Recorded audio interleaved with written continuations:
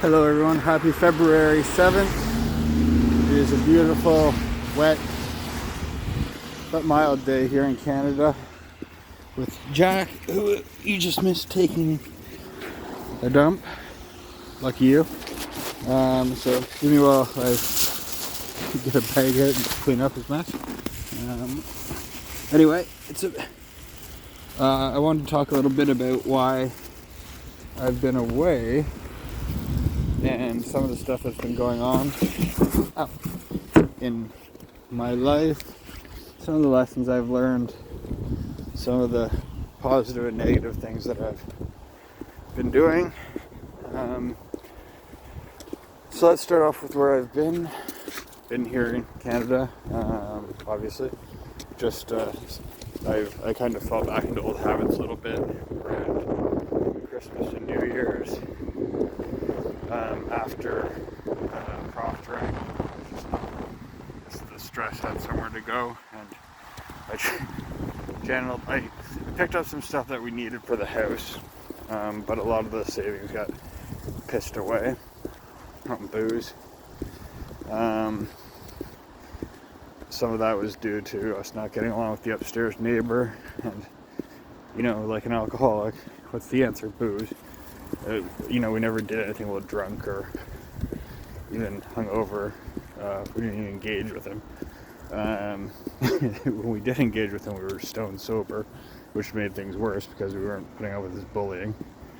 But maybe we maybe we retained a little bit more self-respect, or maybe we managed to avoid doing something stupid. I doubt it, but anyway. He's just kind of an asshole. He was throwing snow in front of our door and got upset when I told him not to, and then he threatened me.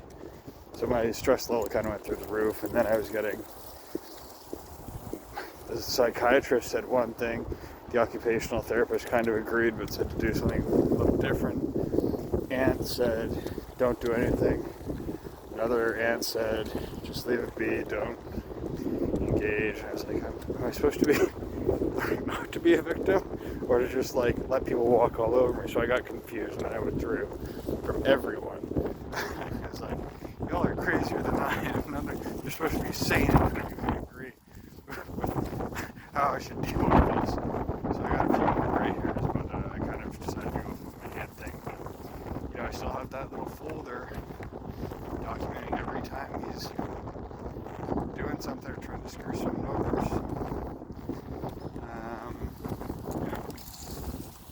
And we did contact legal aid just to get some advice from them. They haven't responded yet. But aside from that, we've been doing pretty good. We're up to 118, 19, or 120 days of meditation and mindfulness. And that's really helped us with dealing with intrusive thoughts, especially regarding the whole threat from our neighbor thing. Because we were able to notice, oh hey, we're thinking about this, and we didn't even we had no idea we were even thinking about it until we were just trying to what are we thinking about today? And I know it sounds silly, but I was raised to act or think before you act, but I never sat down to just, what am I thinking about? What is my brain doing right now? And now I'm a little bit better at recognizing some of those thought patterns and where they lead, and, not yank my thoughts away from them, but say, you know what, let go. You're just making yourself sick by entertaining these thoughts or putting up with them. Trust in God.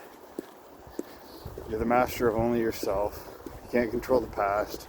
You can't change it. You can't really affect the future too much.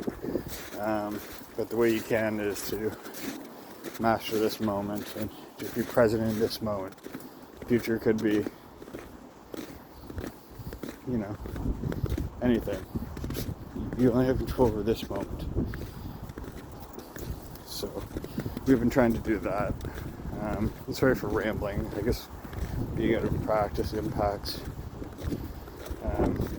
being able to speak to a camera out in public.